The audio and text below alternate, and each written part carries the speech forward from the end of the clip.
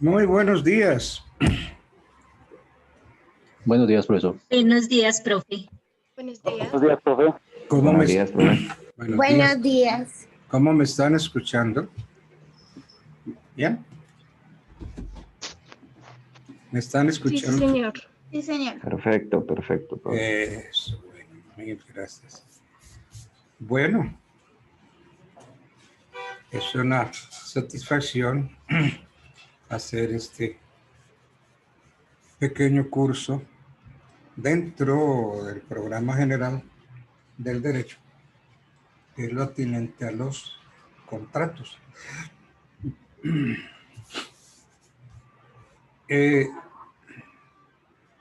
Como libro de consulta, pues obviamente que yo recomiendo mi libro.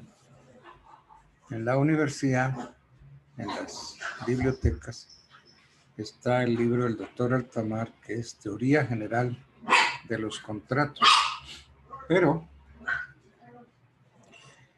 en materia de contratos, pues nadie ha dicho la última palabra, de modo que cualquier libro de contratos que ustedes tengan sirve de consulta. Y si no, pues con unas buenas notas no necesitan de ningún libro. Bien, antes de meterme en el tema de qué es un contrato, vamos más o menos a hacer un paneo general de los contratos. Entonces, hay contratos que sirven de título. Ese colchones de aguantárselo para quedarse por ahí máximo un día. Sí. Y ahí para arriba ese colchón es insoportable, le da uno hasta dolor de cabeza. Valeria, tienes el micrófono abierto. Bueno, ahora sí. Entonces, hay contratos que sirven de título para la transmisión de bienes. Esos son un grupito de contratos que sirven para transmitir bienes. ¿Cuáles son esos contratos que sirven para transmitir bienes? Tenemos compraventa y permuta. Compraventa y permuta. Juego y apuesta. Juego y apuesta. Renta vitalicia. ¿Ok? Esos son los contratos para la transmisión de los bienes. Viene una segunda clase. Contratos de concesión del uso de los bienes. Contratos de concesión del uso de los bienes. ¿Cuáles son esos? Arrendamiento. Comodato. Mutuo y anticresis. Repito, contratos de concesión para el uso de los bienes. Arrendamiento, comodato, mutuo, anticresis. Bien, se acabó la segunda división de los contratos. Tercera división general de los contratos. Vienen los contratos de servicios personales. ¿Cuáles son esos contratos de servicios personales? Son el mandato, el depósito y el contrato de obra. Se acabó la tercera división de los contratos.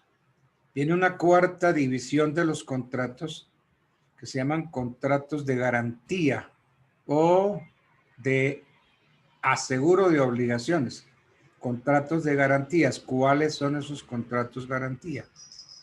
La fianza, la prenda, la hipoteca. Fianza, prenda, hipoteca.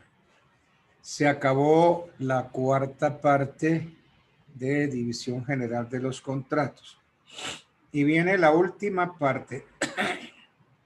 Vamos a llamarles contratos de solución de conflictos, contratos de solución de controversias. ¿Cuáles son esos? En primer lugar, la transacción, el compromiso y la cláusula compromisoria. Bueno, Entonces, hagamos un repaso general. Estuvimos hablando de los contratos, cómo se dividen los contratos. Entonces, una primera parte están los contratos que sirven de título para la transmisión de los bienes. ¿Cuáles son esos contratos que sirven de título para la transmisión de los bienes? Son la compraventa y la permuta, el juego y la apuesta, la renta vitalicia. Ahí se acabó la primera gran división, la primera parte de los contratos, división de los contratos. Segunda parte son los contratos de concesión del uso de los bienes. Contratos de concesión del uso de los bienes. ¿Cuáles son esos contratos de concesión del uso de los bienes? Son arrendamiento, comodato, mutuo y anticresis. Ahí termina la segunda parte de división de los contratos. Tercera parte. Son contratos que se llaman de servicios personales. Contratos de servicios personales, ¿como cuáles? Como el mandato, el depósito y el contrato de obra. Ahí termina la tercera parte de la división general de los contratos. Cuarta parte, contratos de garantía. Esos contratos de garantía son fianza, prenda e hipoteca. Ahí termina la cuarta parte, la cuarta división de los contratos. Fianza, prenda, hipoteca. Y viene por último ya la quinta y última parte de contratos de solución de conflictos, que son la transacción, el compromiso y la cláusula compromisoria. Como les dije, pues yo consulto mi libro y consulto todos los libros que haya de contratos, porque todos los tratadistas hablan más o menos de lo mismo, ninguno se puede apartar de lo que es lo que ordena la ley. Bueno, vámonos entonces a la definición de contrato. ¿Qué es contrato? Si tienen el Código Civil, por favor, ábranlo en el artículo 1495 del Código Civil.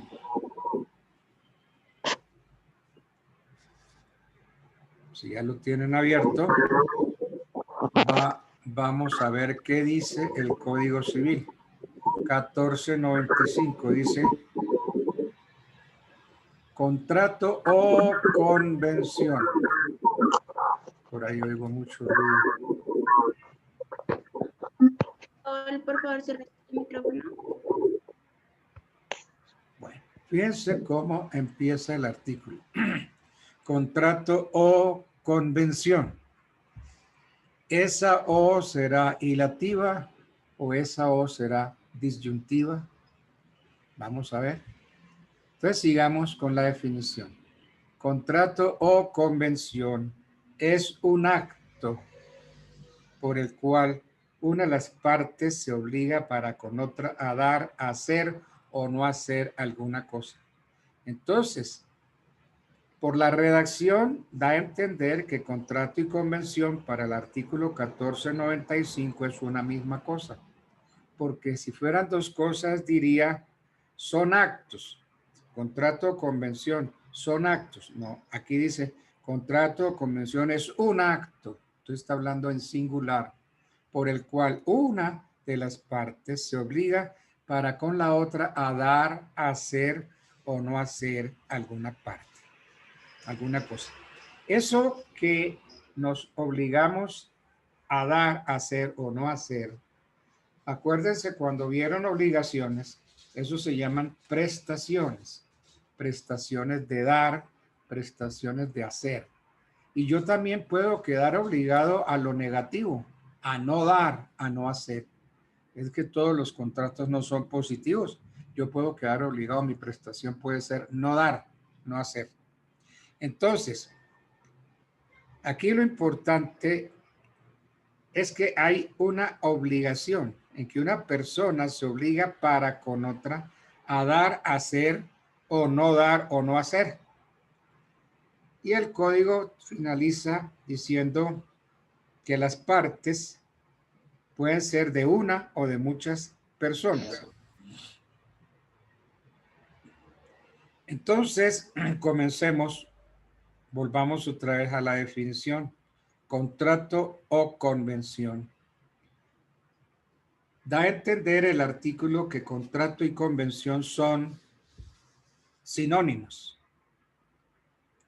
lo que en estricto sentido es una impropiedad, porque contrato es una convención y contrato es una cosa y la convención es otra.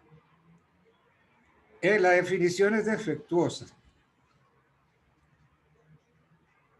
¿Por qué es defectuosa?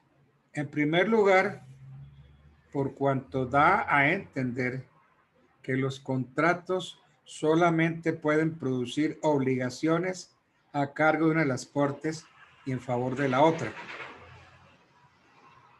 Dice, contrato de convención es un acto por el cual una de las partes. Entonces da a entender que los contratos solamente pueden producir obligaciones a cargo de una de las partes, por el cual una de las partes y en favor de la otra. Esto no es así. En realidad, las obligaciones que trae el contrato son recíprocas, porque hay obligaciones para una parte y hay obligaciones para otra parte. Entonces, esto de contrato o convención es un acto por el cual una de las partes se obliga para con otra. Entonces, está enfocada la definición al contrato unilateral. Y resulta que los contratos por lo general son bilaterales. Entonces, da a entender que convención, que contrato o convención son sinónimos. Y vuelvo y repito, es una impropiedad. La definición es defectuosa porque da a entender que los contratos solamente pueden producir obligaciones a cargo de una de las partes y en favor de la otra, cuando en realidad las obligaciones son generalmente recíprocas. Es decir, que nacen a cargo y a cargo, nacen a cargo de ambas partes. Segunda impropiedad de la definición del 1495.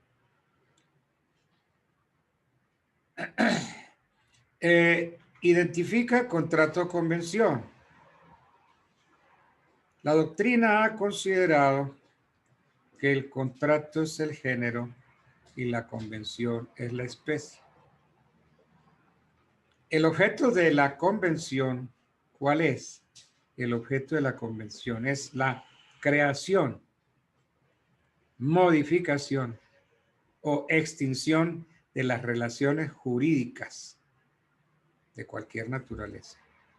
El objeto de la convención es la creación, modificación o extinción de las relaciones jurídicas de cualquier naturaleza.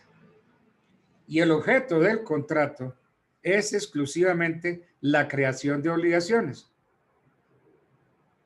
Por eso, un jurista muy importante, Jean-Charles Florent de Molon, Jean-Charles Florent de Molon.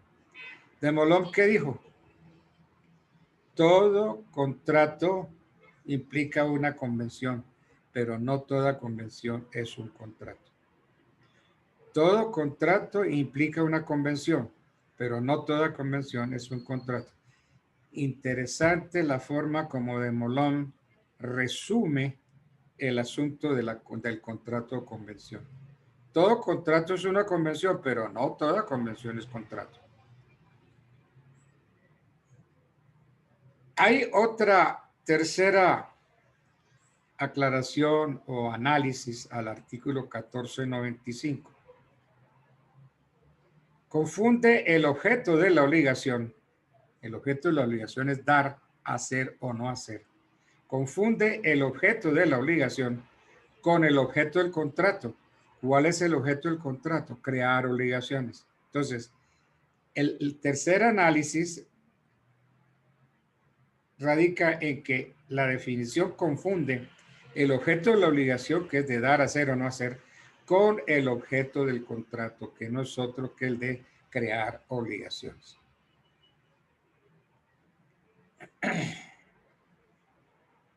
Entonces, podemos ya decir con toda seguridad que el Código Civil confundió el término convención, que es el género, con la especie, que es el contrato.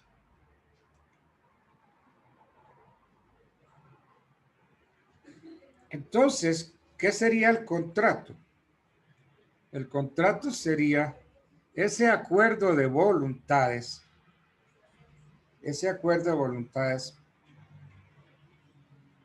que tiene por fin crear obligaciones, bien a cargo de una o a cargo de todas las partes que intervienen en la relación jurídica. Contrato sería el acuerdo de voluntades con el fin de crear obligaciones, bien a cargo de una o de todas las partes que intervienen en la relación jurídica.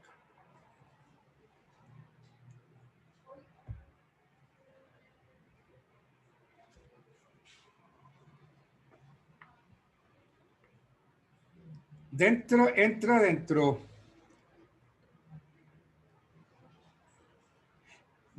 de la noción de los contratos lo que se viene llamando autonomía de la voluntad. Entonces son los particulares los que tienen el poder de regular las relaciones sociales en un acto jurídico llamado contrato. Esta teoría de la voluntad pues emana de la Revolución Francesa.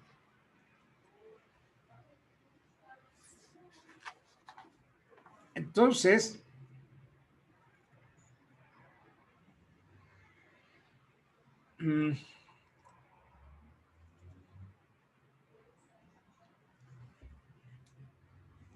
hay unos puntos claros que yo quisiera que ustedes lo tuvieran muy en cuenta.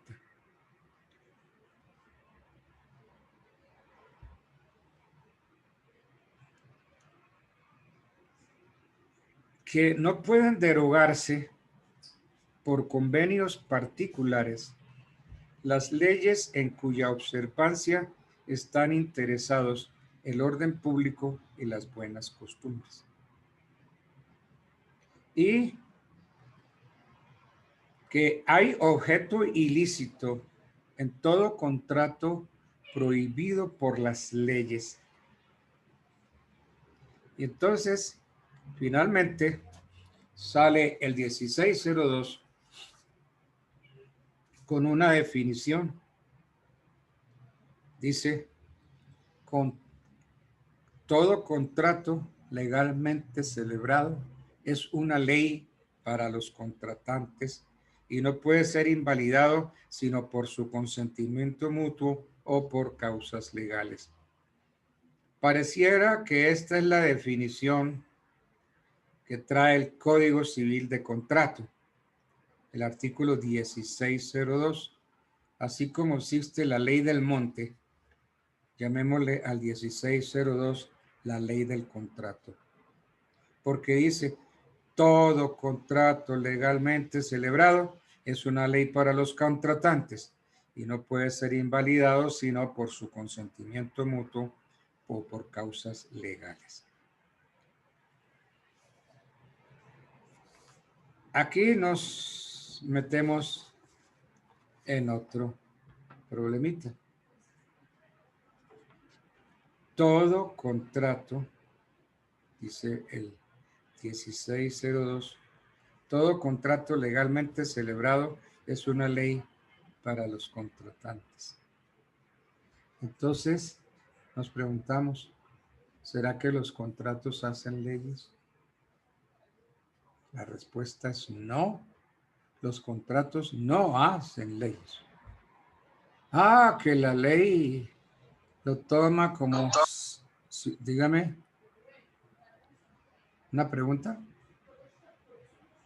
Bueno, entonces, todo contrato legalmente celebrado es una ley para los contratantes.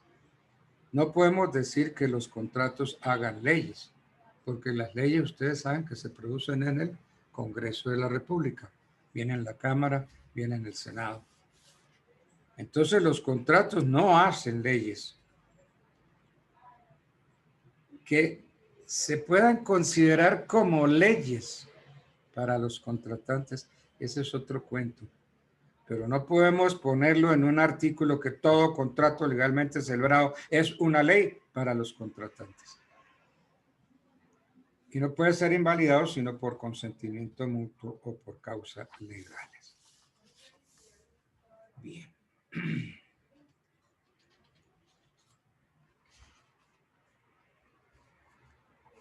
El artículo 496 trae otra clasificación de los contratos.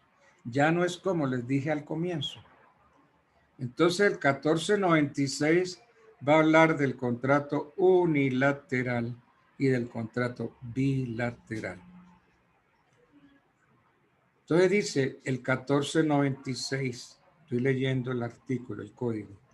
El contrato es unilateral cuando una de las partes se obliga para con la otra quien no contrae obligación alguna. El contrato es unilateral cuando una de las partes se obliga para con la otra quien no contrae obligación alguna. Y bilateral cuando las partes contratantes se obligan recíprocamente. Entonces, dice, contrato unilateral cuando una de las partes. Y después dice, bilateral cuando las partes. Aquí, en esta clasificación que hace el 1496, no tiene en cuenta el número de obligaciones a que da nacimiento el contrato, sino el número de personas. ¿Sí? Contrato unilateral cuando una de las partes. Bilateral cuando las partes. Entonces, en esa clasificación no tienen en cuenta el número de obligaciones, sino el número de personas obligadas que intervienen en el contrato. Entonces, la nota característica dada por este artículo 1496 es que en el contrato bilateral hay una reciprocidad de las obligaciones. Sí, miren, 1496. Y bilateral cuando las partes contratantes se obligan recíprocamente.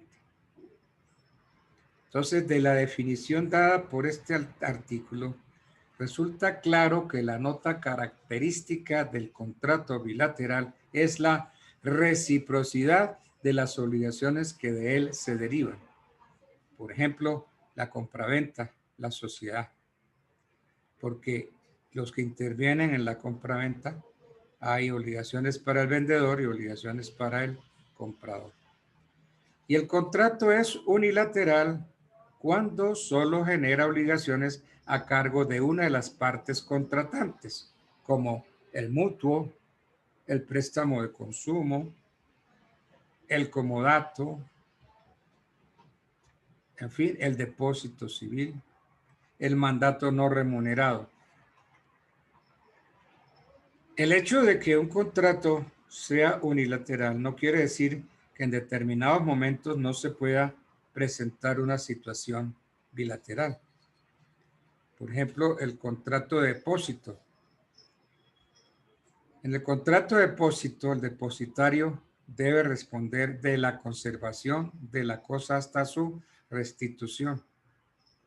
Y por su parte, el depositante debe retribuirle al depositario los gastos que haya hecho en desarrollo del contrato. Entonces, miren,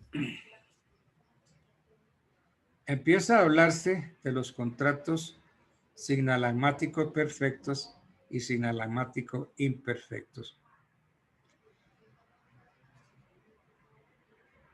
En una compraventa, sabemos cuál es la obligación del comprador y cuál es la obligación del vendedor. Entonces, ese es un contrato sinalagmático perfecto. Nace obligaciones para el uno y obligaciones para el otro. Pero en los contratos unilaterales, como el depósito, en el depósito solamente hay obligaciones para una de las partes, nada más. Entonces, el depositario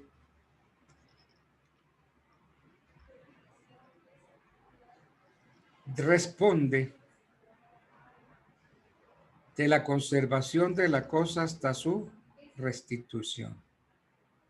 Entonces, ese contrato de depósito, al principio, digamos, que sea gratuito. Yo tengo unos automóviles, usted tiene una bodega, y yo le digo, oiga, ¿me deja guardar mis carros en su bodega? Usted me dice, sí, hágale, guárdelos. Entonces es un contrato gratuito. Yo no estoy pagando por ese depósito de carros. Usted me presta la bodega y yo los guardo ahí. Ese contrato es sinalagmático perfecto. Pero en desarrollo del contrato empiezan a nacer obligaciones para usted, dueño de la bodega. Usted viene y me dice, mire, doctor, aquí me han dicho que hay gente por ahí merodeando, rondeando la bodega. Entonces yo me veo como obligado a poner cámaras. Entonces el dueño de la bodega pone cámaras. Después, perdóneme, pero es que siguen insistiendo los amigos de lo ajeno. Yo voy a tener que contratar vigilancia. Entonces contrata vigilancia. Perdóneme, pero los carros se están deteriorando porque les cae tierra, polvo, y entonces se van a dañar esos carros. Entonces yo ya contraté los servicios de un muchacho que lava, limpia los carros. Entonces gastos para el dueño de la bodega. Y así empieza en desarrollo de ese contrato que fue gratuito, empiezan a salir obligaciones para el dueño de la bodega en el ejemplo que hemos dado. Y entonces ese contrato que era perfecto se va convirtiendo en sinalagmático imperfecto. Porque en los contratos bilaterales imperfectos, la reciprocidad de las obligaciones no se presenta en la celebración del contrato, sino en el desarrollo del contrato. Se van produciendo posteriormente. Esos son los contratos sinalagmáticos imperfectos.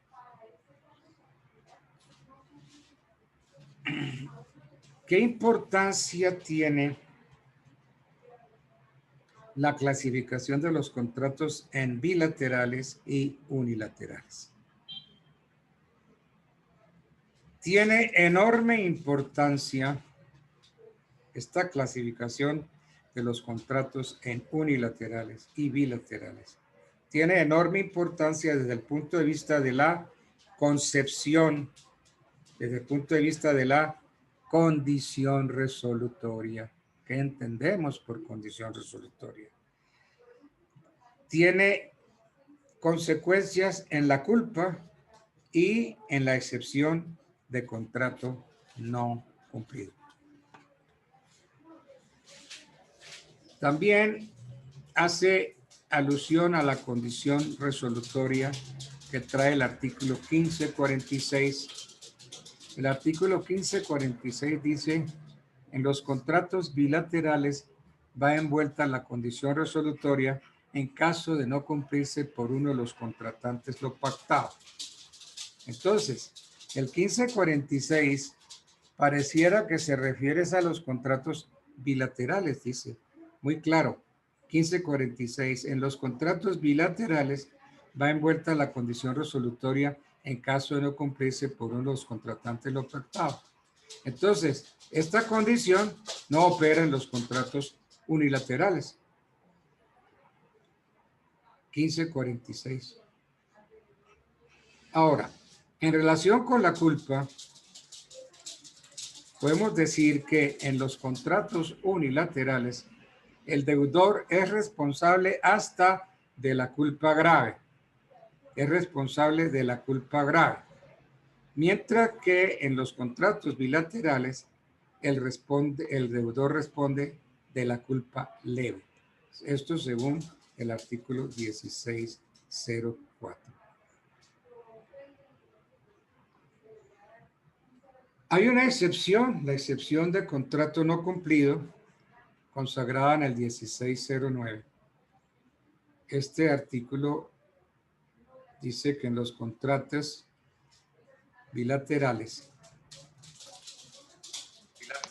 una parte no puede exigirle a la otra el cumplimiento de su obligación si a su vez él no ha cumplido con las obligaciones. Entonces, el artículo 1609, excepción de contrato no cumplido. Esta es una excepción que no está en los códigos de procedimiento civil. Ustedes no encuentran eso ni en el Código General del Proceso, ni en los códigos que hablan del procedimiento civil. Esta excepción está en el Código Civil, excepción de contrato no cumplido o excepción de contrato parcialmente cumplido.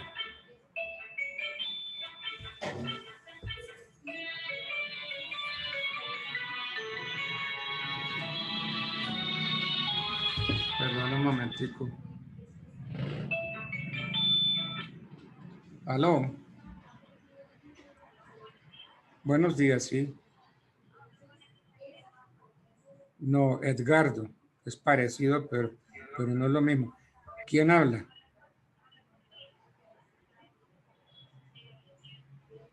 Ah, ¿cómo estás, Luisa? ¿Cómo te ha ido? Cuéntame.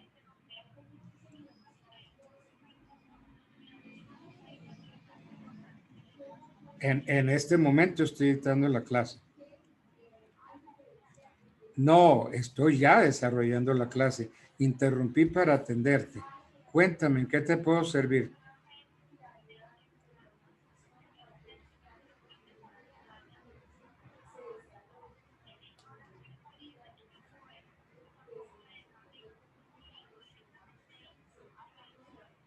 Pues no te sabría decir, eso ya sería hablarlo no sé, con Elki o algo así, porque yo sí estoy con mi curso de contratos y ya llevo un rato hablando de contratos.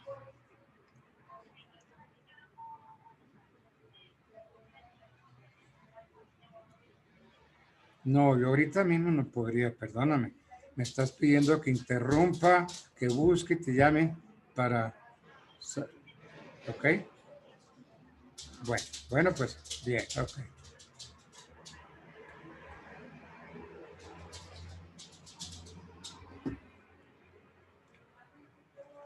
En fin, perdonen ustedes, una niña del call center, averiguando cuál es el link, porque hay un estudiante que no ha podido entrar. En fin. Bueno, se dan el lujo de interrumpir una clase. Bien.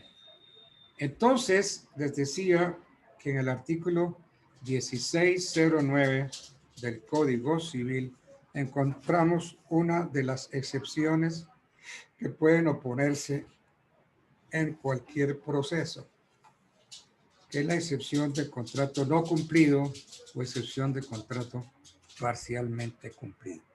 Es que para que usted me exija a mí el cumplimiento del contrato, por su parte usted tiene que haber cumplido lo suyo o haberse allanado al cumplimiento de sus obligaciones. Esa es la excepción de contrato no cumplido o parcialmente cumplido de que trata el artículo 1609 del Código Civil.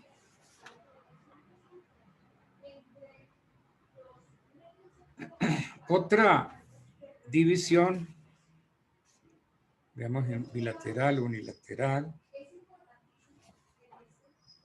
es la de contrato gratuito. A ver, ya les había dicho que en relación con la culpa, podemos decir que en los contratos unilaterales, el deudor es responsable de la culpa grave, los contratos unilaterales, mientras que en los contratos bilaterales, el deudor responde hasta de la culpa leve, según el 1604. El 1497 del Código Civil nos va a hablar del contrato gratuito y del contrato oneroso. El contrato es gratuito o de beneficencia, dice el 1497. El contrato es gratuito o de beneficencia cuando solo tiene por objeto la utilidad de una de las partes, sufriendo la otra el gravamen. Y oneroso cuando tiene por objeto la utilidad de ambos contratantes, gravándose cada uno en beneficio del otro. Gratuito o de beneficencia, cuando tiene por objeto la utilidad de una de las partes, y oneroso cuando tiene por objeto la utilidad de ambos contratantes. Profe, ¿Aló? profe, sí lo molesto un poquito, me atraso. Es que no me quedó claro lo de la convención y el contrato. ¿Usted me puede aclarar un poquito más eso? ¿Qué, Claro. qué es la convención exactamente? Y pues el contrato está definido, pero la convención no me queda clara.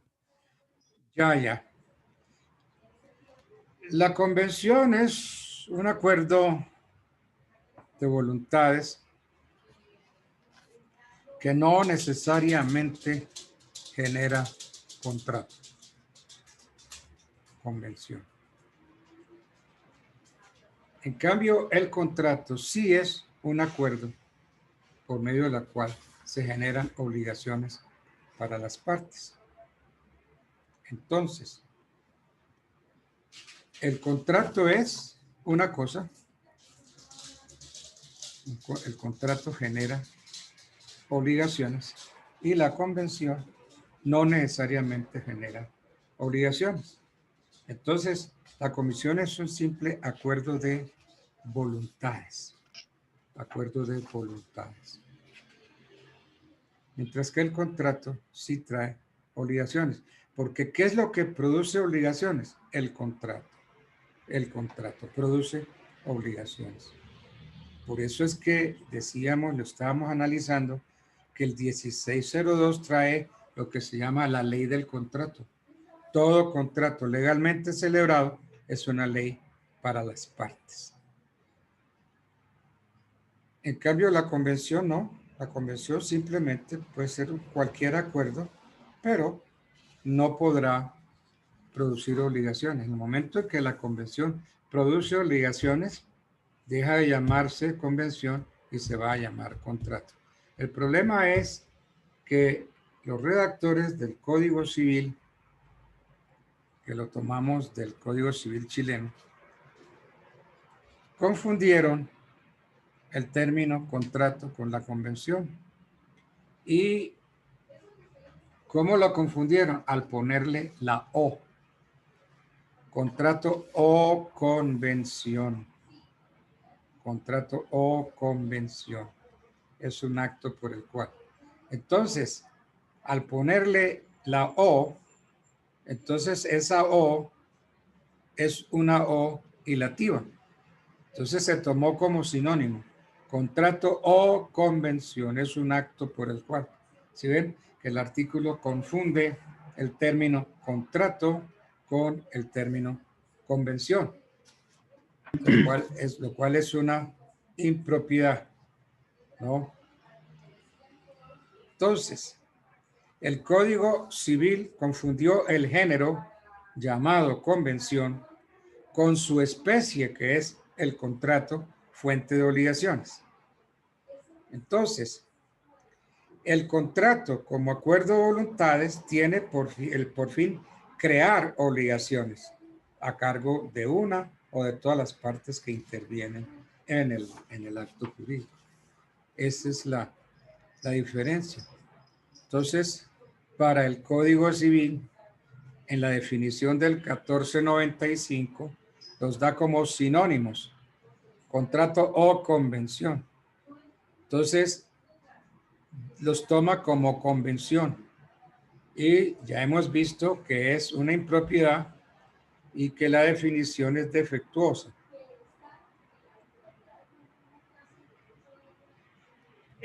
Aquí hay una impropiedad que ya la dije, pero la repito. Contrato o convención es un acto por el cual una de las partes. Entonces, aquí da a entender que los contratos solamente pueden producir obligaciones a cargo de una de las partes. ¿Sí? Un acto por el cual una parte se obliga para con otra. Entonces, ¿quién es la que queda obligada? Una parte. ¿Y a qué se obliga? A dar, a hacer o no hacer. Entonces, esa definición del 1495 es defectuosa en 3 aspectos, diría yo. El primero, por cuanto da a entender que los contratos solamente pueden producir obligaciones a cargo de una de las partes y en favor de la otra. Eso es falso, porque en realidad las obligaciones del contrato son generalmente recíprocas, nacen a cargo y a favor de ambas partes. La segunda impropiedad de la redacción, por cuanto la identificación que el texto legal transcrito, o sea, el 1495, hace entre las nociones de convención y contrato, la doctrina ha considerado que la primera es el género y la segunda la especie. Y entonces no podríamos aceptar esto porque el objeto de la convención repito, es la creación, modificación o extinción de las relaciones jurídicas. El objeto de la convención es la creación, modificación o extinción de las relaciones jurídicas. Y el objeto del contrato exclusivamente es la creación de obligaciones. Por eso les decía yo el pensamiento de de Molon. Todo contrato implica una convención, pero no toda convención implica un contrato. La tercera impropiedad de la redacción del 1495 es que confunde el objeto de la obligación. El objeto de la obligación es dar, hacer o no hacer, con el objeto del contrato, que no es otro que el de crear obligaciones. Entonces, el contrato crea obligaciones y se confunde el objeto de la obligación, o sea, las prestaciones. El objeto de la obligación son las prestaciones de dar, hacer o no hacer, con el objeto del contrato, que no es otro que el de crear obligaciones. Entonces, podemos decir ya con toda claridad que el Código Civil confundió el género convención con la especie, el contrato, que es la fuente de obligaciones. Entonces, en conclusión, podríamos definir que el contrato, como el acuerdo de voluntades, tiene por fin crear obligaciones. El contrato, como acuerdo de voluntades, tiene por fin crear obligaciones a cargo de una o de todas las partes que intervienen en la relación. Entonces, el contrato como acuerdo de voluntades tiene por fin crear obligaciones a cargo de una o de todas las partes que intervienen. ¿Te quedó más o menos claro? Sí, doctor, muy bien, gracias. Sin embargo, no le dé pena, no le dé pena. Si todavía... Profesor. Dígame. Profe, buenos días. ¿Me puede dar un ejemplo de convenciones, por favor? Bueno, la convención es un convenio particular. Podemos ponernos de acuerdo a ir a una convención de transportadores, pero si en esa convención yo no adquiero obligaciones, no puede decirse que por el mero hecho que nos pusimos de acuerdo varios en ir a esa convención, entre nosotros haya un contrato, ¿no? Nos pusimos de acuerdo para ir a a un acto multilateral, bilateral o plurilateral, una convención de transportadores. Pero nosotros podemos ir simplemente para oír, ver, tomar notas, pero no nos estamos obligando a nada. Eso es una convención. Entonces, la convención sí hace parte, porque en todo contrato tiene que haber una convención, pero no todas las convenciones, no toda convención es un contrato. Eso lo aclaró, como les dije, de Molombo, un sabio. Buenos días. Buenos días. Profe, Bueno, podríamos decir que los contratos colectivos de trabajo, las convenciones que se firman en sindicato de empresas, vienen siendo, o esas convenciones pasarían a ser contratos, ya que se obliga a las empresas o se obliga a una de las dos partes. sí, correcto.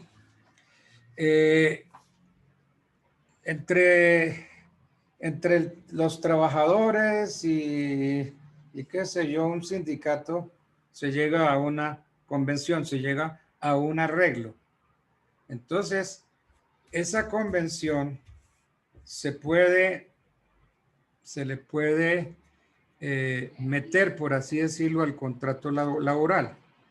Usted entra a trabajar en una empresa y le dicen, mire, usted va a ser trabajador nuestro, vamos a celebrar así sus obligaciones, pero tenemos una convención colectiva del trabajo, una convención colectiva que al firmar con nosotros el contrato, usted se compromete a cumplirla.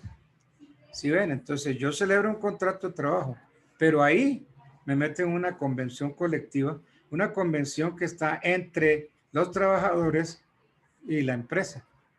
¿Sí? Entonces, sí, esas convenciones colectivas se van a meter en los contratos laborales y hacen parte de los contratos laborales. Bueno. Bien, habíamos dicho ya que hay una división entre los contratos gratuitos y los contratos onerosos. El 1497 nos dice el contrato es gratuito o de beneficencia. Entonces el contrato gratuito también se llama contrato de beneficencia. El contrato es gratuito o de beneficencia, dice el 1497, cuando solo tiene por objeto la utilidad de una de las partes, gratuito, para una de las partes y sufriendo la otra el gravamen, contrato gratuito. Una parte se beneficia, la otra se grava. En cambio, los contratos onerosos tienen por objeto la utilidad de ambos contratantes, gravándose ambos, uno en beneficio del otro. Y así.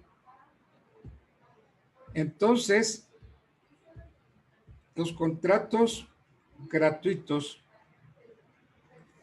que se celebran teniendo en cuenta la calidad de las personas son contratos que se llaman intuitu personae.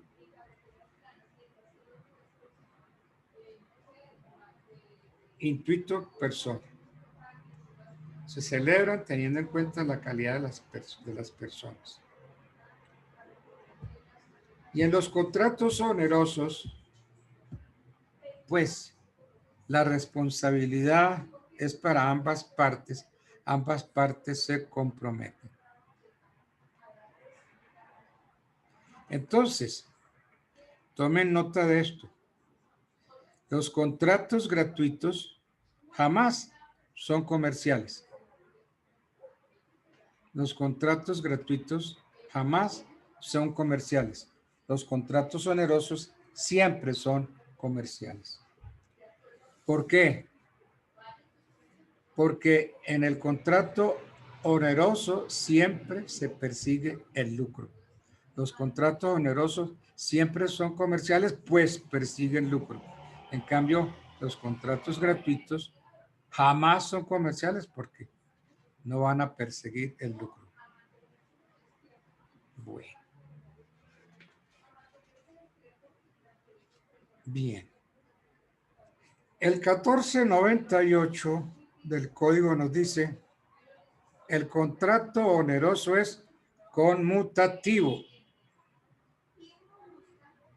Ahora vamos a ver las características del contrato conmutativo.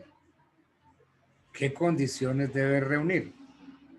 1498. El contrato oneroso es conmutativo cuando cada una de las partes se obliga a dar o hacer una cosa que se mira como equivalente a lo que la otra parte debe hacer, debe dar o hacer.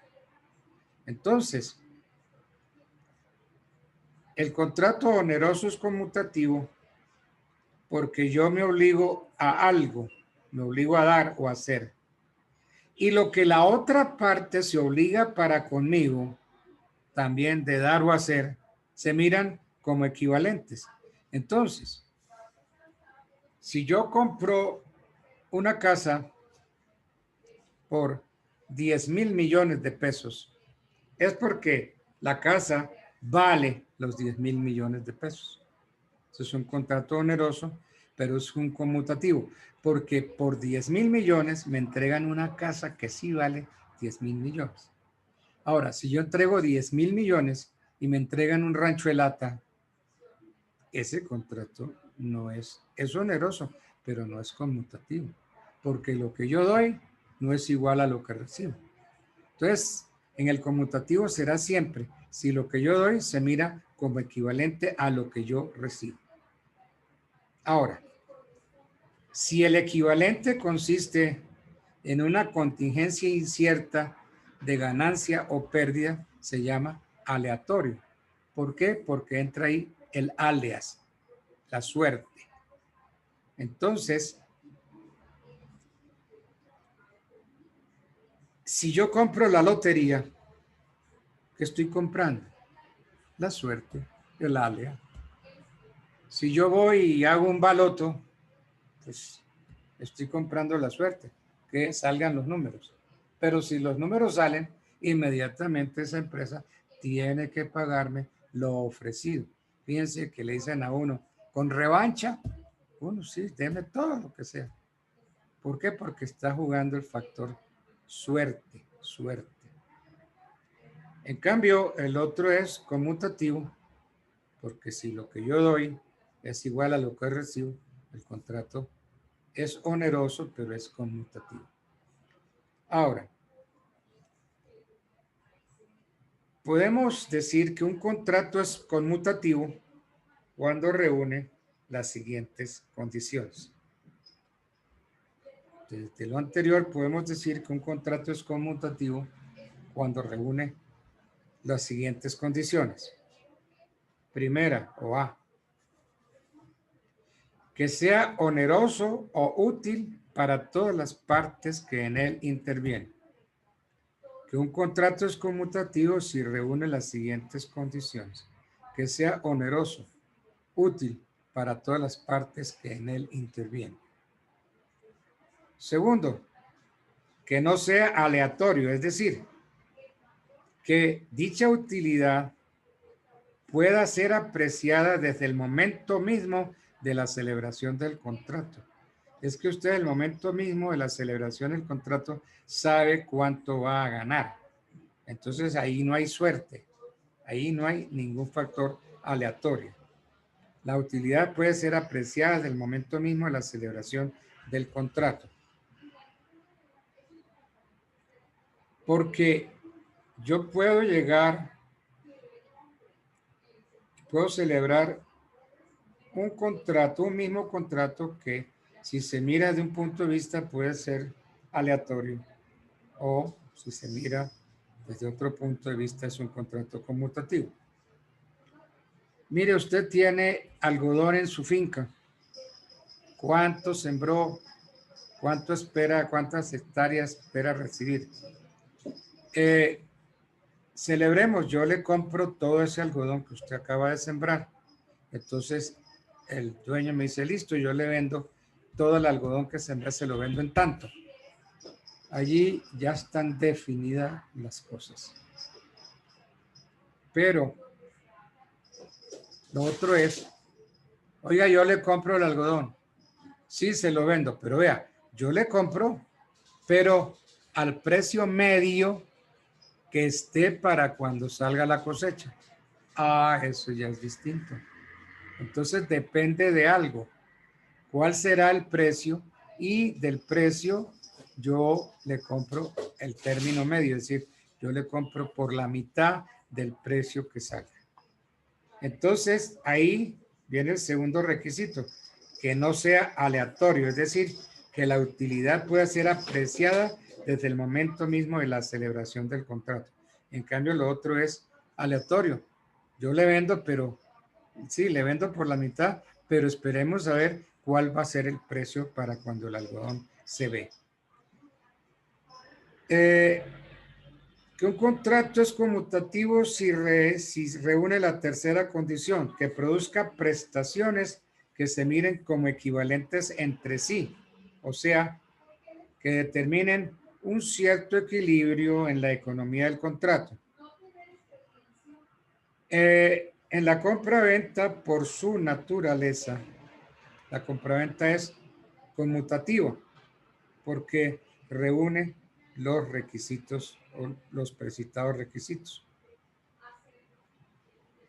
En cambio, la compraventa de la esperanza es así, ¿no? Entonces, la pesca, la caza, depende de la buena o mala suerte que yo tenga en la pesca. Y el contrato aleatorio, que es el de suerte, puede ser o no ser oneroso.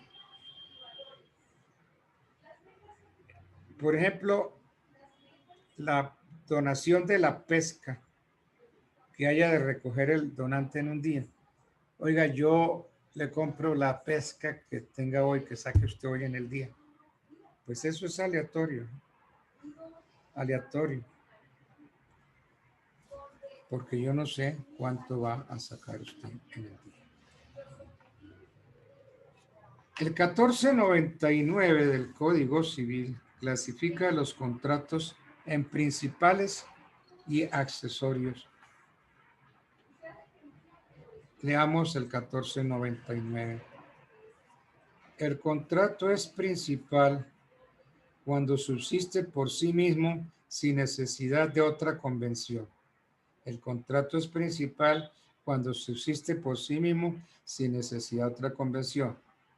Y accesorio cuando tiene por objeto asegurar el cumplimiento de una obligación principal.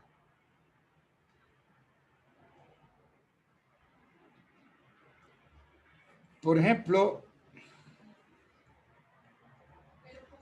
la compraventa es un contrato principal, subsiste por sí solo. Y contrato accesorio si tiene por objeto asegurar el cumplimiento de una obligación principal. Por ejemplo, la hipoteca. La hipoteca es un contrato accesorio. ¿Por qué? Porque garantiza el cumplimiento de la obligación principal. Si yo le pido al banco un préstamo y celebro con el banco un contrato de mutuo, el banco me dice, oiga, ¿y qué me da en garantía del pago? Y yo le digo, mire, le doy hipoteca sobre una casa que tengo. Entonces el banco mira y dice, sí, ok, le acepto la hipoteca. Entonces, ese contrato de hipoteca es un contrato accesorio. ¿Por qué? Porque garantiza el cumplimiento de la obligación principal, garantiza el pago del mutuo que yo celebré. Entonces, esa es la diferencia entre contratos principales y accesorios.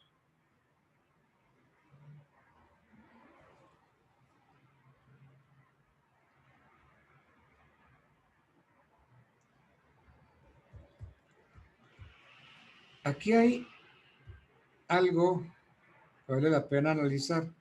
1499.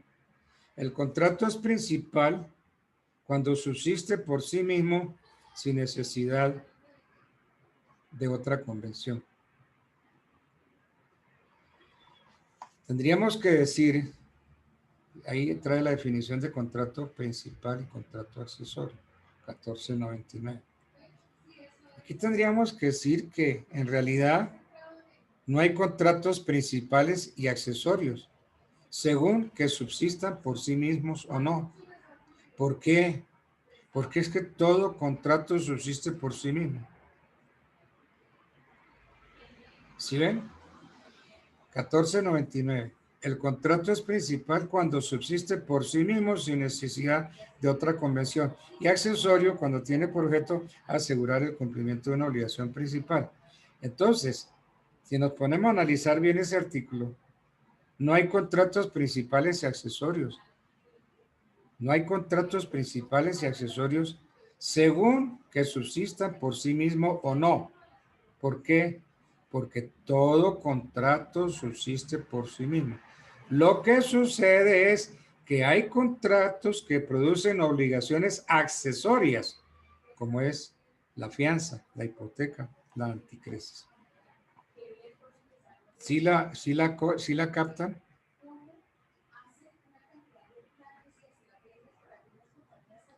¿Captan esa diferencia que hay? Los oigo. Sí, profe, sí. Sí, muy claro. Bueno. El artículo 1500 del Código establece: el contrato es real cuando para que sea perfecto, es necesaria la tradición de la cosa a que se refiere, y es solemne cuando está sujeto a la observancia de ciertas formalidades especiales, de manera que sin ellas no produce ningún efecto civil, y es consensual cuando se perfecciona por el solo consentimiento. Leamos el 1500 otra vez. El contrato es real cuando para que sea perfecto es necesaria la tradición de la cosa a que se refiere, y es solemne cuando está sujeto a la observancia de ciertas formalidades especiales, de manera que sin ellas no produce ningún efecto civil, y es consensual cuando se perfecciona por el solo consentimiento. Entonces, el contrato es real cuando para que sea perfecta se necesita la tradición, y solemne cuando se necesitan de ciertas solemnidades, y consensual cuando se perfecciona por el mero consentimiento.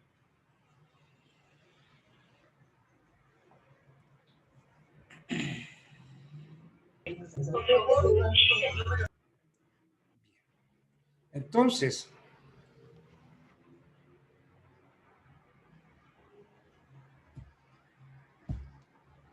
la compraventa de bienes inmuebles sería un contrato real o un contrato solemne.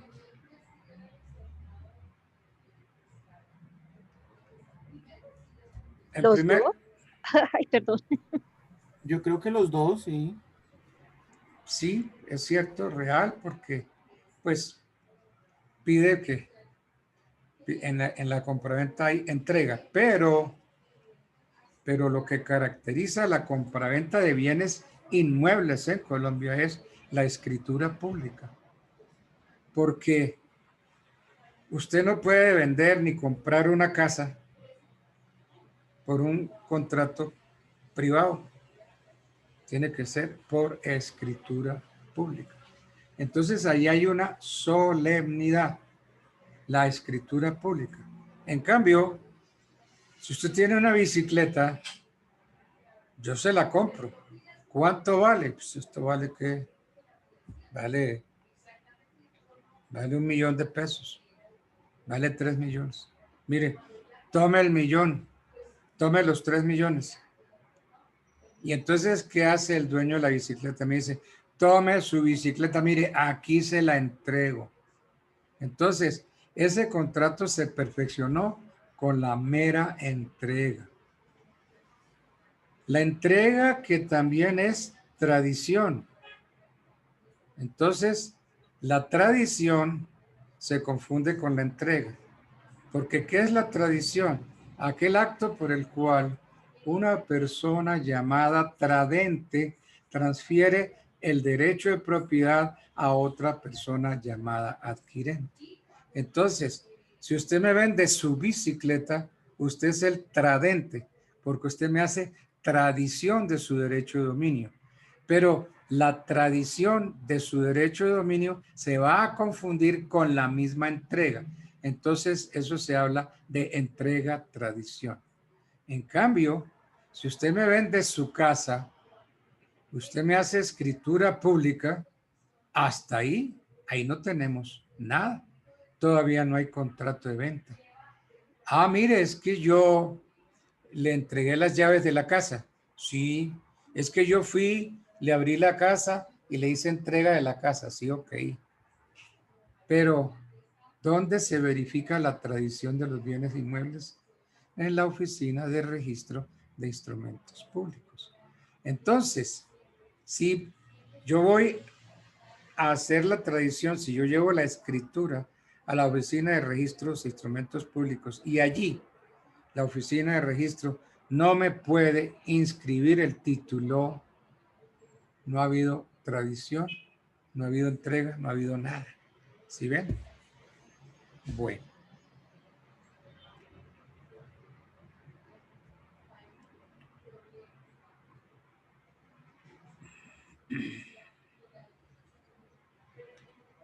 Hay otra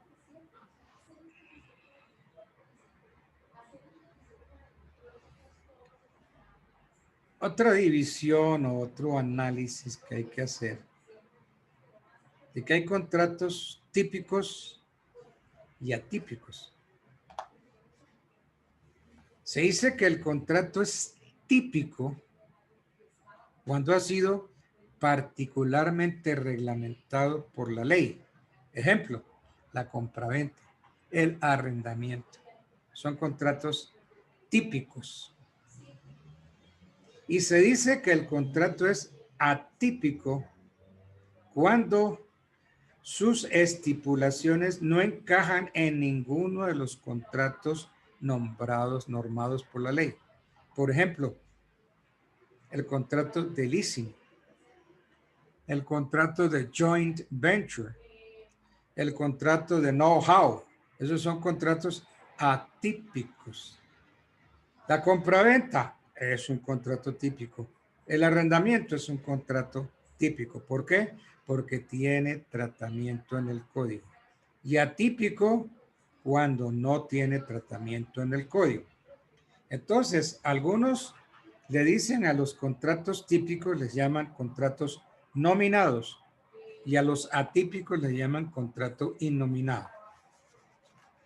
El contrato nominado no es aquel que se distingue porque tiene nombre. Y contrato innominado es aquel que se distingue porque no tiene nombre. No, señor. Nominado o típico si tiene tratamiento en el código. La compraventa, el arrendamiento. Son contratos nominados, contratos típicos. Y si el contrato no tiene tratamiento, puede que tenga nombre, pero es atípico, es innominado. Tiene nombre, pero no tiene tratamiento. Por ejemplo, el leasing, el joint venture, el know-how. Esos son contratos que tienen nombre, ¿cierto? Pero son atípicos. Son contratos que puedo decir son innominados porque no tienen tratamiento en el código.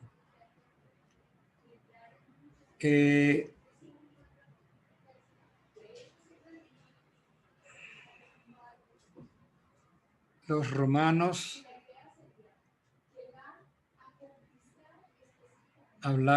nos dieron una fórmula para saber cuándo un contrato es nominado o no. Ellos hablaron del do ut des, del do ut facias, del facio ut des y del facio ut facias. Ejemplo de los contratos nominados o atípicos.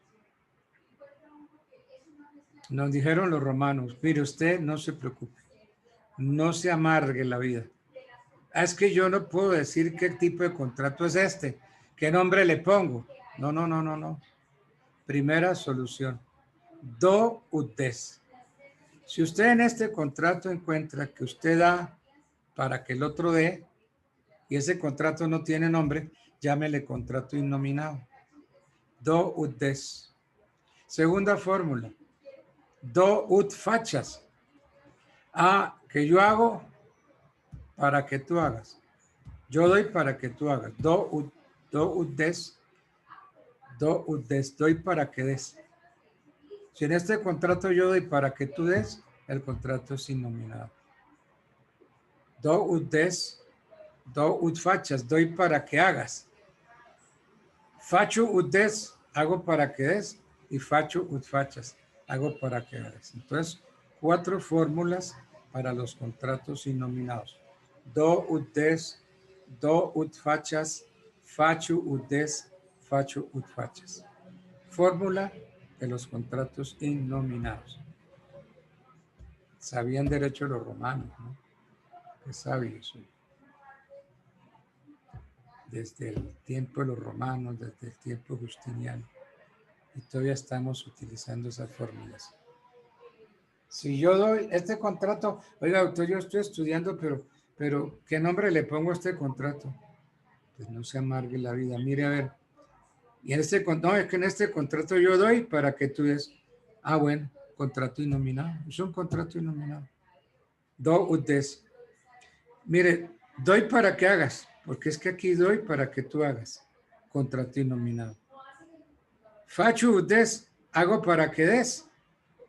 Y facho ut facha, yo hago para que tú hagas. Esas son las 4 fórmulas para saber si un contrato es innominado o un contrato es atípico.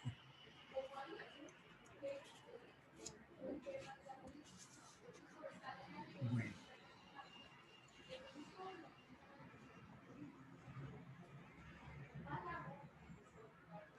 Hay otra serie de clasificación de los contratos. Hay contratos preestipulados o de libre discusión y hay contratos de adhesión donde no hay libre discusión. El contrato es preestipulado cuando su celebración se realiza previa discusión entre las partes, preestipulados. De libre discusión. Cada una de las cláusulas ha sido discutida por las partes. Cada cláusula es elaborada conjuntamente por los contratantes. Y el contrato es de adhesión. Cuando 2 o más personas se encuentran vinculadas por un contrato sin que con anterioridad se haya desarrollado el proceso de la estipulación. El SOAT. Cuando usted va a manejar un carro o una moto, necesita tener un SOAT. Y entonces usted va donde venden SOATs. Mire, necesito un SOAT para este carro, para esta moto. ¿Cuánto vale? Vale 400. Entonces usted paga los 400,000 y la empresa le da a usted una póliza de seguro, SOAT. Fíjese que usted ahí no discutió el contrato con la aseguradora. Oiga, pero un momentico, espere, ¿por qué me cobra 400,000 pesos? Mire, venga, vamos a ver cuáles son sus obligaciones, cuáles son las mías. ¿Qué dice la vendedora? Perdone, señor, si no está interesado, hágase a un lado. El siguiente. Mire, necesito una SOAT para mi moto. Sí, perfecto. ¿Qué moto es? Le vale tanto. Necesito un SOAT para mi carro. ¿Sí ve? Esos son contratos de adhesión. Las cláusulas no se discuten. Las cláusulas están preestipuladas, preestablecidas. Generalmente la empresa poderosa es la que impone su decisión, es la que impone las condiciones. Entonces, los contratos de adhesión. Hay otra clasificación de los contratos en relativos y colectivos. Los primeros, llamados por la doctrina contratos individuales, hacen relación a los relativos. Los contratos individuales hacen relación a los relativos. Pues la denominación es impropia porque sugiere la idea absurda de que pueden existir contratos celebrados por un solo individuo. Los relativos son llamados por la doctrina contratos individuales. Hacen relación a los relativos porque sugiere la idea de que puede existir contratos celebrados por un solo individuo. Para que un contrato sea considerado relativo o colectivo, poco importa el número de personas que concurran en su formación. Por ejemplo, una sociedad puede constituirse entre muchos y no por eso entra en la categoría de los contratos colectivos. Tampoco se puede atender para el efecto si el contrato desarrolla interés para pocas o para muchas personas, porque los contratos celebrados por una persona jurídica colegiada, son relativos a pesar de que miren el interés de esa persona y de los individuos que la integran. Entonces, contrato colectivo, ¿cuál es? Aquel del cual resultan derechos y obligaciones para las personas que ni directa ni representadas por otras han intervenido en su celebración. Ahorita hablábamos de las convenciones colectivas que están reglamentadas por el Código Sustantivo del Trabajo. Al determinar las condiciones laborales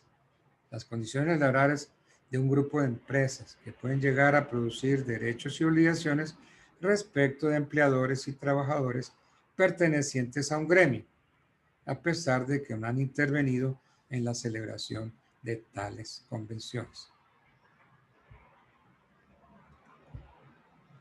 Entonces, esos son contratos colectivos.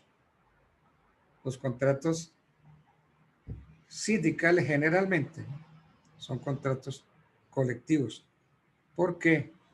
Teniendo los sindicatos la representación de todos los trabajadores, las obligaciones y derechos que nacen, que se pactan en esas convenciones, obliga a todos. Entonces, esos contratos son colectivos. Bueno.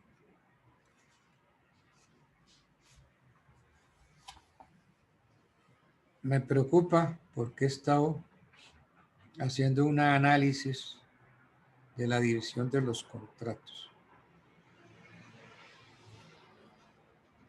Claro que en ese análisis va desapareciendo en la medida que ustedes empiecen a abrir el código y a leer los artículos.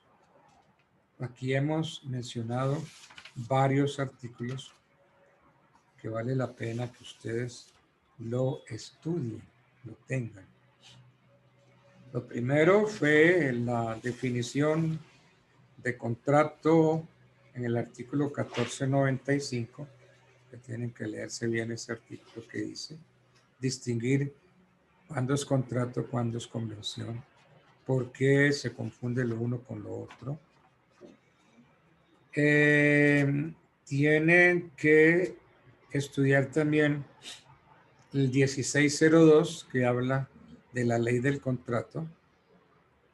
Todo contrato legalmente celebrado, ley para los contratantes. Tienen también que acudir a la división del 1496 entre contrato unilateral y contrato bilateral. Tienen que estudiar también el 1497, que habla de contrato gratuito o de beneficencia. Contrato gratuito o de beneficencia y de contrato oneroso cuando tiene por objeto la utilidad de ambos contratantes. Entonces, estudiar el 1497. Tienen que estudiar también el artículo 1498 del Código, cuando dice que el contrato oneroso es conmutativo. Artículo 1498 del Código Civil. El contrato oneroso es conmutativo cuando una de las partes se obliga a dar, a hacer una cosa que se mira como equivalente de lo que la otra parte hace por uno. La compraventa. Si yo entrego 10,000 millones de pesos, espero que usted me dé una casa o una finca que sí vale 10,000 millones de pesos. Ese contrato sería conmutativo. En cambio, el baloto es un contrato aleatorio. Así como me puedo ganar muchos millones, de pronto no me gano nada, porque no tuve la suerte, no me salieron los números. Bueno. El 1499, que me clasifica los contratos en principales y accesorios. El 1500, que me va a hablar del contrato real y del contrato consensual.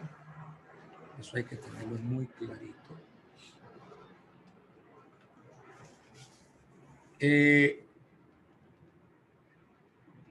Me va a hablar de los contratos típicos y atípicos, de los contratos preestipulados, o sea, los llamados de libre discusión, porque en su celebración se realiza previa discusión de las partes. El contrato de adhesión, porque una de las partes impone las condiciones al otro. Una empresa poderosa le impone al otro las condiciones. El contrato del SOAT es un ejemplo claro de contrato de adhesión. O lo toma o lo deja. Usted no puede discutir el SOAT de su moto o el SOAT de su automóvil. ¿Cuál es su carro? ¿Qué peso tiene? ¿Qué cilindraje tiene? Y de acuerdo con eso, entonces el SOAT por un año le vale a usted 400,000 pesos o le vale 300 o lo que sea. Su moto, lo mismo, el cilindraje de la moto. Entonces se lo cobran a uno por el cilindraje. Ellos son contratos ya preestablecidos, no que impuestos. El contrato de adhesión, en verdad, en estricto sentido, no sería contrato.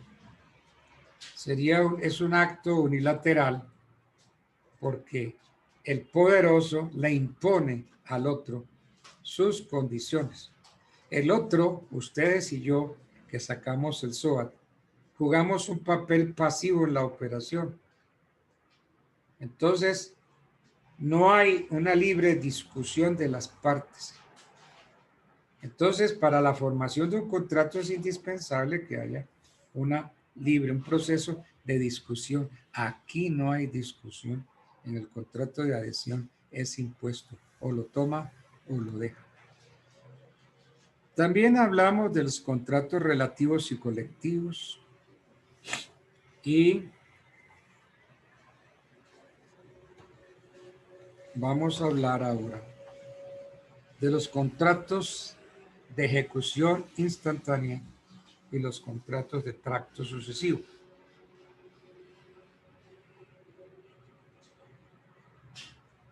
El contrato de ejecución instantánea, compraventa. ¿Cuánto vale ese par de patines? ¿Cuánto vale ese balón? Que vale 100,000, 200,000. Tome los 100,000, tome los 200,000. Tome su balón, ejecución instantánea. Ahí no hay nada que hacer. En cambio, en los contratos de tracto sucesivo, el cumplimiento de las obligaciones se hace en forma escalonada. a medida que va transcurriendo el tiempo, o se va cumpliendo o se va renovando. Por ejemplo, el arrendamiento. Que pagué enero. Bien, perfecto. Entonces ya tengo derecho a seguir viviendo. Que pagué enero y febrero. Ah, ya pagué enero y febrero. Tengo derecho de seguir viviendo. Tengo derecho de vivir enero, derecho de vivir febrero. Si en febrero pago marzo, pues entonces tengo derecho a vivir en marzo. Entonces, como que las obligaciones se van como que renovando o se van extinguiendo. Se van extinguiendo. Ya no es el contrato de 12 meses. Ya llevo 2 meses, ya llevo 3 meses. Ya me faltan 8 meses o me faltan 7 meses para cumplir el contrato. ¿Sí ve? Entonces esos son contratos de tracto sucesivo. Bueno.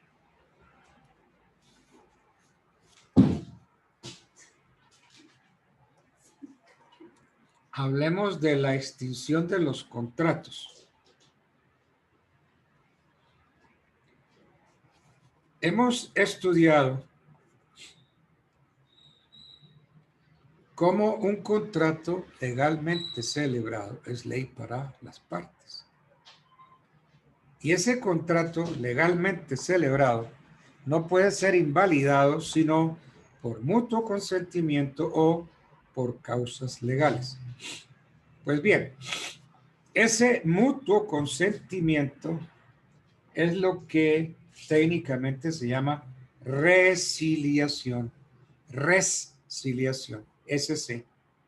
El mutuo consentimiento es llamado resiliación. Otros le dicen revocación de los contratos.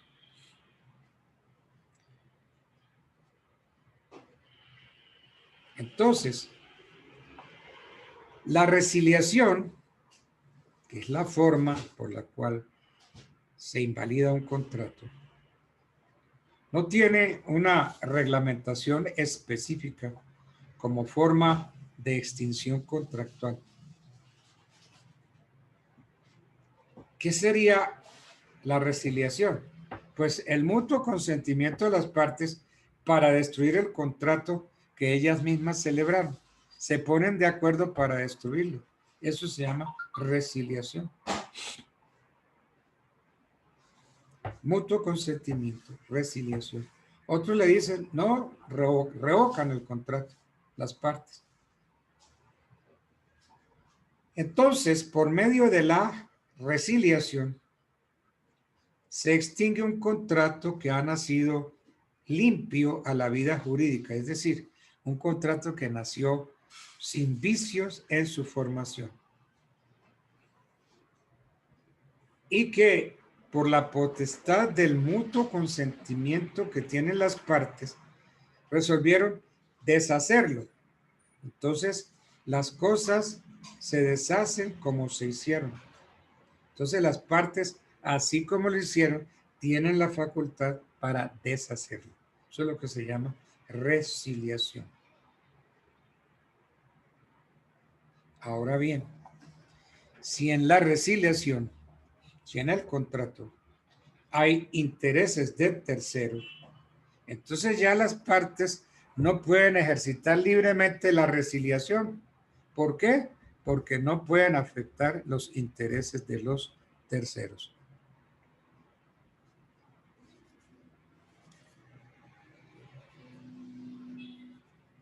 Entonces, fuera del mutuo consentimiento, como forma de extinguir los contratos, existen otras causas que hemos llamado, que el código dice, causas legales.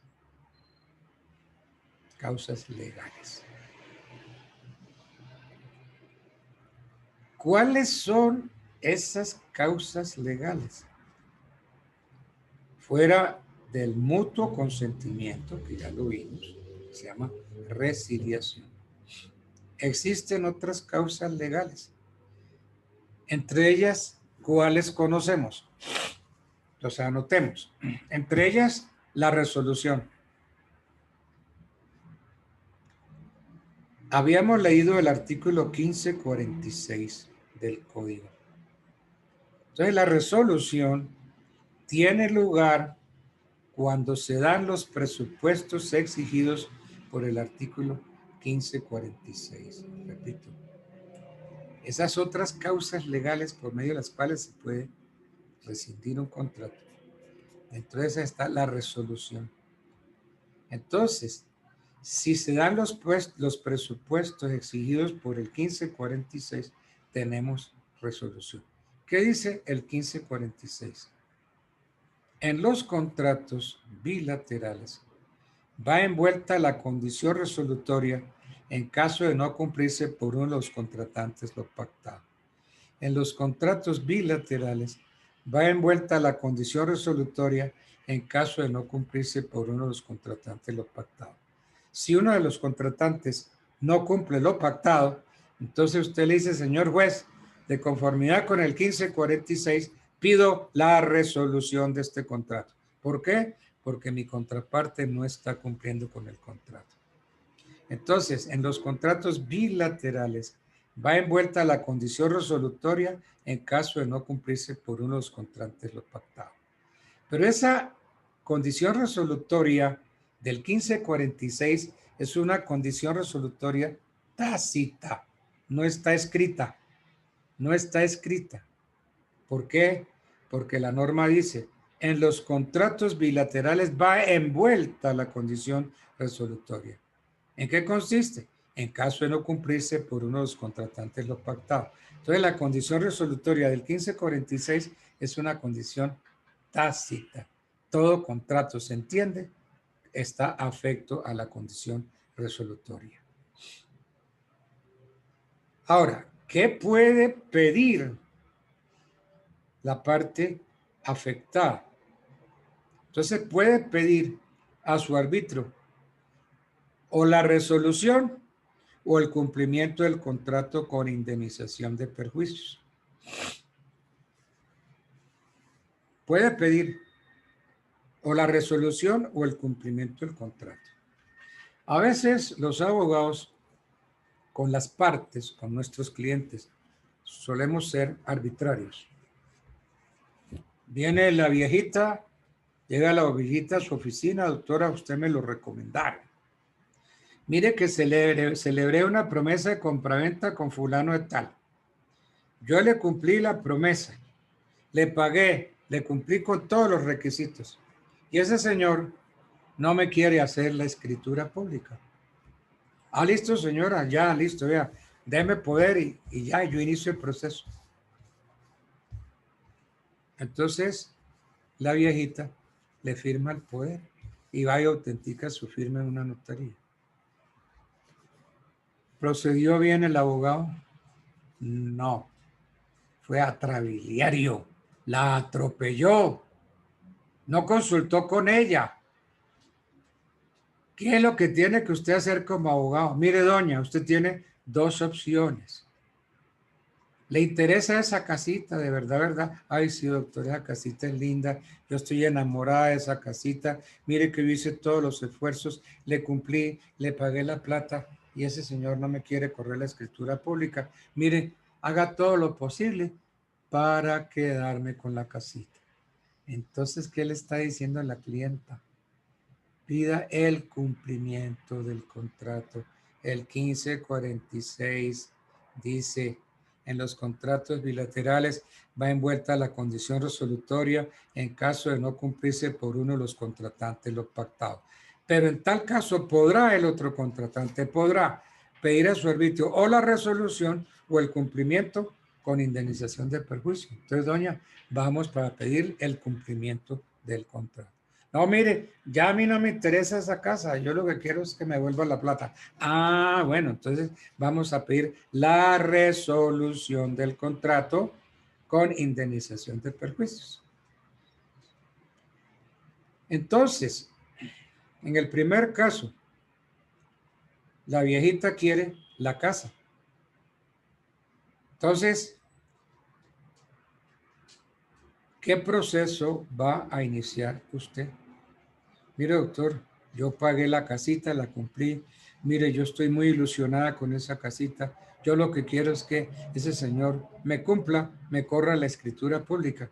Ay, sí, mire, haga todo lo posible para que ese señor sea obligado a cumplirme el contrato. Entonces, ¿qué tenemos? ¿Qué se les ocurre que debemos hacer ahí? Si la viejita lo que quiere es que se cumpla el contrato. ¿Qué iniciamos? A ver, yo oigo voces. Están todos muy callados. Quiero oír opiniones. Podría ser, pues dependiendo del contexto, podría iniciar una pertenencia tal vez. No, porque para la pertenencia se necesita estar en posesión del inmueble durante el tiempo determinado por la ley. No, no sería el proceso de pertenencia. ¿Qué Doctor, otra? La ejecución del contrato. Muy bien, la ejecución del contrato. Ok, perfecto. ¿Qué hace usted por esa cliente suya? Ahí tiene la viejita en la oficina y entonces le dice, ay, mire, yo estoy muy ilusionada con la casita. Entonces, ¿usted qué dice? Esta señora lo que quiere es la casita. Entonces, ¿qué se le ocurre que va a hacer usted ahí? Ya tiene la señora ahí sentada.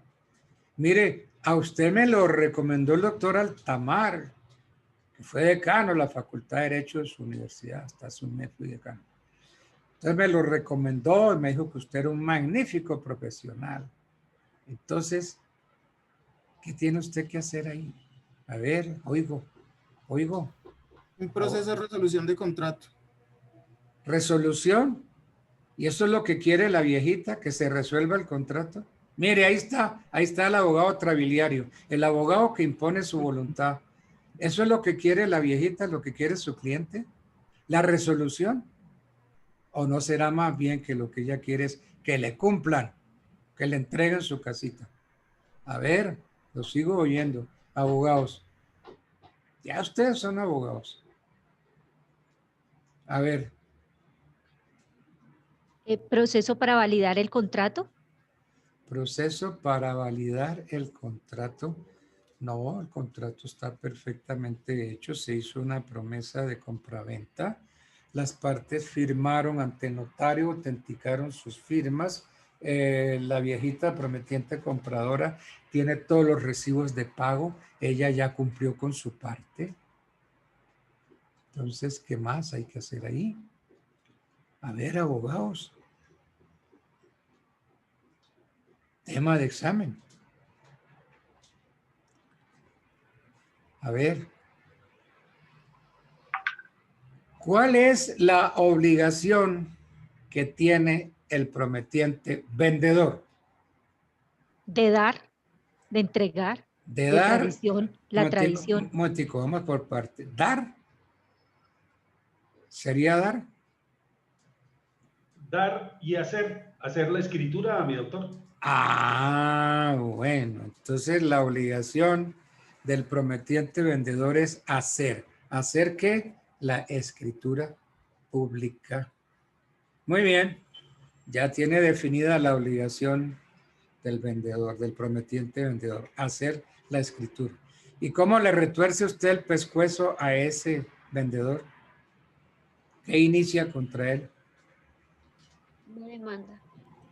¿Una ¿Sí? acción de cumplimiento? No, porque eso no es administrativo. ¿Qué tiene que hacer? Una demanda, sí, ¿qué demanda? Una demanda, tantas demandas que hay. ¿De alimento? No. Una demanda de, qué sé yo, de filiación. No. Una demanda por el cumplimiento del contrato. Una demanda por el cumplimiento del contrato. Metámonos un poquito más ahí. ¿Cuál es el cumplimiento del contrato? Firmar o realizar las solemnidades que le faltan para que la casa sea de la señora. ¿Y cuáles las solemnidades que le faltan? Elevar la escritura pública. Hacer la escritura pública. Entonces, ¿qué iniciamos? Un proceso ejecutivo por una obligación de hacer. Señor juez, condénelo a que corra la escritura pública. En caso de que él no corra la escritura pública, entonces usted, señor juez, y aquí hay una impropiedad que les duele a los procesalistas, entonces usted, señor juez, en nombre y representación del demandado, corre la escritura pública.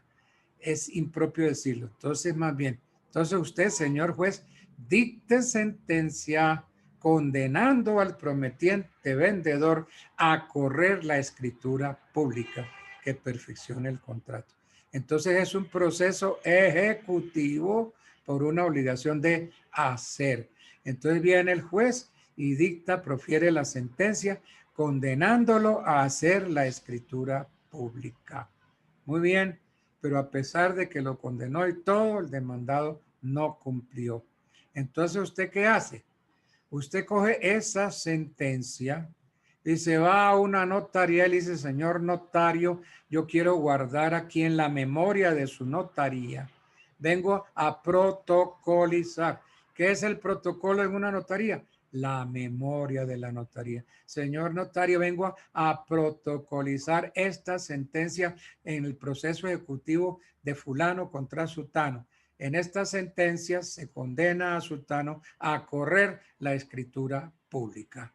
Entonces, la sentencia sería el título, pero como la sentencia no es registrable, entonces toca convertir la sentencia en escritura pública. Entonces, señor notario, entonces el notario dice, compareció el día tal a mi oficina el doctor fulano tal, identificado con cédula tal, tarjeta penal, y puso a consideración la sentencia proferida en el proceso tal, por medio de la cual se ordenó correr la escritura pública, Por consiguiente, entonces se archiva, se protocoliza esta sentencia. Entonces, eso ya se convirtió en escritura pública. Entonces, usted sale con la escritura pública y la sentencia y se va a la oficina de registro de instrumentos públicos para que allí le reciban y le anoten y se haga la tradición. Entonces, la tradición es el registro de instrumentos públicos. Se va a registrar es la escritura pública que hizo el notario y se acompaña la sentencia. Entonces ese ya sería el título adquisitivo del dominio. Y ahí mismo también se hizo la tradición porque se anotó en la oficina el cambio de propietario. ¿Sí ven? Entonces así le dan gusto. Entonces se corre la escritura pública y entonces ya la viejita por escritura pública es dueña. Y si no entrega, entonces se hace el proceso de entrega. Y si es el caso, entonces se le hace lanzamiento, restitución de inmueble. Y entonces se opone también, se ejercita una acción reivindicatoria del dominio, ¿sí? Que es lo que va a tener que hacer Biden en el caso de que Trump no quiera salir de la Casa Blanca. Tiene que ejercitar una acción no posesoria, sino del dominio. Pues, bueno, aquí aplicando nuestro derecho al derecho gringo. Porque Profe, una preguntita. Si Trump no sale, toca sacarlo ahí a las buenas o a las malas, ¿cierto? Se va a amarrar Trump desde la Casa Blanca, se va a amarrar ahí para que no lo saquen. Pero tienen que sacarlo porque ya no tiene título, él ya no es el presidente de los Estados Unidos. Él ya sería una persona como ustedes y yo que está viviendo ilegalmente una casa que por ley le corresponde habitarla a quien sea el presidente de los Estados Unidos. Entonces van a tener que cogerlo de las mechas o de otra parte, agarrarlo de ahí y sacarlo. Tienen que hacerlo.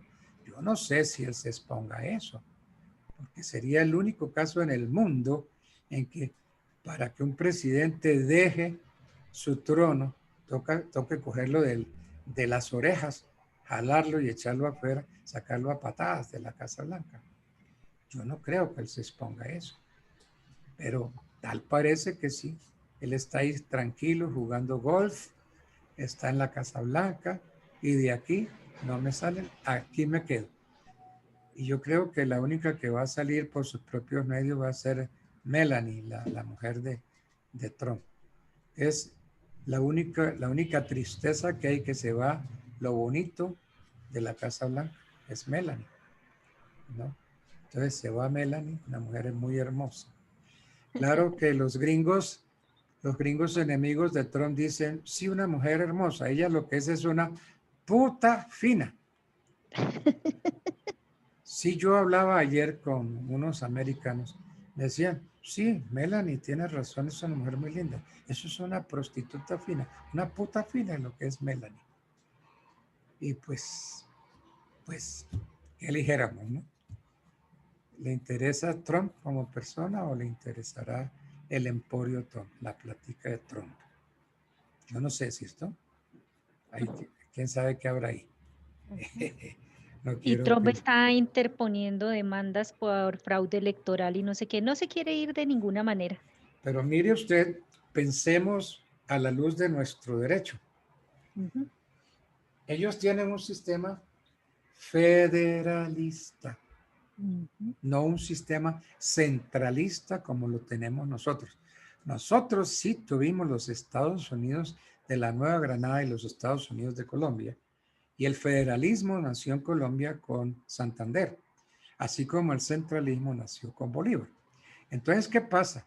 Que las elecciones han sido estado por estado. ¿Y quién es el único que puede ordenar una revisión de las elecciones? ¿Quién es el único que puede echar abajo una elección? Cada estado, que es autónomo, independiente de los demás.